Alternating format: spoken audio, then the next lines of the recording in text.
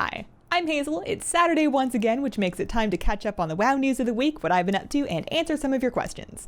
This week we had a new Shadowlands Alpha build with a couple of exciting pieces of news on it. First up, in Shadowlands, Druids will be able to customize their animal forms separately from their humanoid forms, both in character creation and at the barbershop. That includes any artifact weapon forms that you may have unlocked, and you are able to set those artifact forms without necessarily mogging the artifact weapon, and that works the other way. If you want the weapon appearance but not the animal form, you can change them independently. Along the same lines, you are going to be able to customize your travel forms at the barbershop. This is something that we've been able to do in the past via glyphs. You would get a glyph of the doe or glyph of the sentinel or what have you to change the appearance of your travel form either on water, air, or ground. In Shadowlands, you're going to be able to select those things individually at the barbershop. You will still unlock them with the glyph, but once you've learned the glyph once, you have that option forever at the barbershop and can switch back and forth as you choose. To me, this makes wildly more sense from a user interface perspective. The current way glyphs work, where you kind of apply them to spells in your spellbook, is a little... It's very tough to see what your options are and what you already have active and which things are mutually exclusive with each other. If anything, it used to be better in the old glyph interface. So having at least the travel form cosmetics move to the barbershop makes so much more sense. In terms of like the lore immersion aspects of having your barber decide whether or not you're going to be a dolphin or an orca whale when you jump into a swimming pool. I don't know how they're going to sort that one out, but I don't really care. Maybe the barber gives really good motivational speeches, and while they're cutting your hair, they say, you know what, if you want to be a dolphin, you go be a dolphin, and then you just go and be a dolphin. Sure. We have also got some new mounts being data mined out of the latest alpha build, notably these death elementals available in a couple of colors, or at least data mined in a couple of colors, and then this one, the Ardenweld pod, just looks so comfy. As a child, I used to have this fantasy of a moving bed that would allow me to sleep in while also getting to school on time. And this is not too far off from that, so I can get on board. Other cosmetic stuff, we now have class poses on the character creation screen of the Shadowlands Alpha. So when you go to create a new character, you're tabbing through classes trying to figure out whether or not it's a smart idea to make your fourth priest. You'll see your potential characters in like animations that evoke the essence of the class. Not to worry, once you actually click in and start customizing the character, they calm down and stand straight so that you can see what you're doing. It's just to kind of get you in the mood when you're deciding what you want to be. And if you ask me, the biggest piece of news out of Alpha this week was this data mined string referencing 9.0 PvP power. So according to the string, this will increase your primary stat by an amount equal to your PvP power. And there's just a lot to unpack here. In a previous interview, Ian did say that while yes, we are getting PvP vendors in Shadowlands to help you gear up through PvP, he did say they're not doing any kind of PvP specific stat we've had in the past, like resilience.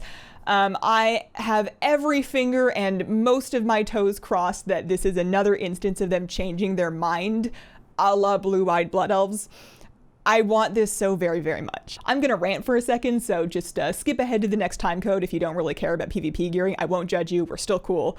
I got, none of this is a new thing I'm gonna say, but like, I've been playing a little bit in 8.3, and I almost didn't play in 8.3 at all because of the state of all of the things you needed to do on a character to get it PvP ready before you could actually step into the arena and start to play the game. As long as you continue to allow Mythic Plus gear and raid trinkets to be best in slot for PvP, you're going to shut out a fair amount of potential players that are either unwilling or unable to get into groups for those things. Or people that went through all that song and dance to just get in on one character and they kind of want to try and alt in PvP, but you really want to go and get your cloak and do your visions and do your assaults and get your coalescing visions and get your cloak leveled up and get your echoes and get your corruptions and get your Nyalotha trinket. You really want to do that again? In my perfect world, you keep PvP gear as independent as possible from PvE, and if you're really worried about your experienced Mythic Plus player feeling a little bit neutered when they walk into arena, they don't have the same power they're used to, then make the catch-up mechanics for getting PvP gear really aggressive. Make it really easy to get caught back up to the amount of gear you need to be on a fair and level playing field in rated PvP. If I had it fully my way, grinding gear wouldn't even really be a part of rated PvP.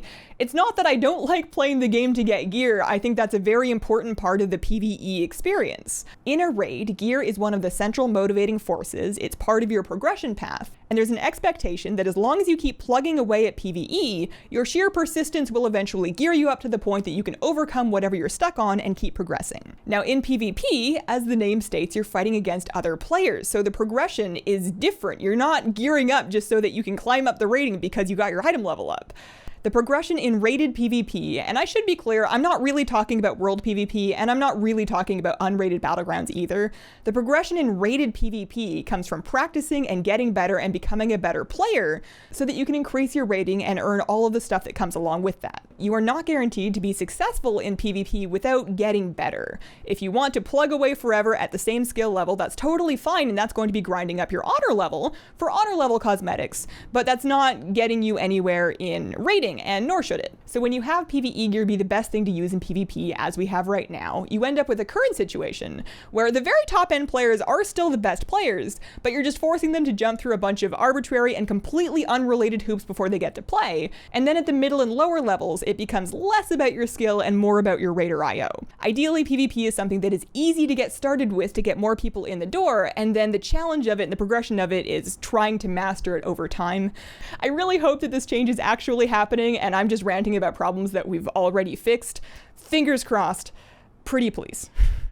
In my WoW life this week, I finally started camping the 8.3 assault rares that have chances to drop mounts, and I had like an incredibly lucky day on Thursday. I got Raylan's scale that you'd turn in for the Rajani Serpent on like my second kill, and then like 20 minutes later got Ren Stalwart Hound from Houndlord Ren. Now seems like a really good time to be working on those rares for those mounts if that's something that you were on the fence about when you wanted to do. Right now there are fairly often groups posted for those rares, and that makes it much easier to kind of do the rounds and get your one chance per day per character in, whereas if you wait too long, then there's not going to be as many people doing it, and it's going to be much harder to find spawns up because you won't be able to just hop into a group from the group finder. Questions from this week. Dakota asks, Hazel, what are your thoughts on the legendaries losing their effects? Kind of with older tier sets being specifically cosmetic now. Why wouldn't you just leave the effects on the legendaries? You kind of find those appearances somewhere else in the game anyway. So I do agree that the Legion legendary appearances were nothing special, and I'm still, in retrospect, a little tiny bit disappointed about them. They could have been a little cooler. But my best guess is that with the level squish, there is a small but real chance that with everything scaling down, certain legendaries become useful again, and not just for old content. In the scenario where that happens, the best practice becomes for new players to go back and farm up Legion legendaries so that they can have the best edge in whatever it is that they're doing. I'm guessing that it's the same reason that the Underlight Angler fishing rod got nerfed in 8.2. It would have been potentially pretty useful in Eternal Palace on the underwater sections, and by nerfing it before the raid comes out, you prevent the situation where raids could potentially ask people to go back and do Legion fishing to farm up this old artifact rod before they come to their current BFA raid. I'm not saying that those scenarios would have necessarily come to pass or that there aren't more specific, precise ways of preventing them. I think they're just kind of erring on the side of caution with these things. If they didn't nerf it and it did become an expected thing to have and people did go back and do the work to get it, it's like extra ugly to nerf it after all of that. So I think they're just kind of getting in ahead of it and accepting the loss of some utility from people that already had them to prevent new people from having to go back and get them because it's too good, is my best guess. I have no idea. Monica asks, what video editor should a beginner use, or rather, what do you use? So these days, I edit my videos using Adobe Premiere Pro. I am on their Creative Cloud subscription plan. I started editing my videos in Adobe Premiere Elements, which is the cheaper, smaller version of it, after a very brief fling with Windows Movie Maker. Outside of the Adobe sphere, the other two popular families of video editors that YouTubers at least tend to use, one of them is the Apple stuff. So you start in iMovie if you have a Mac, that's free, and then many of those people will later upgrade to Final Cut Pro. Or lots of other creators also use Sony Vegas. I can't personally speak to those because I don't use them myself.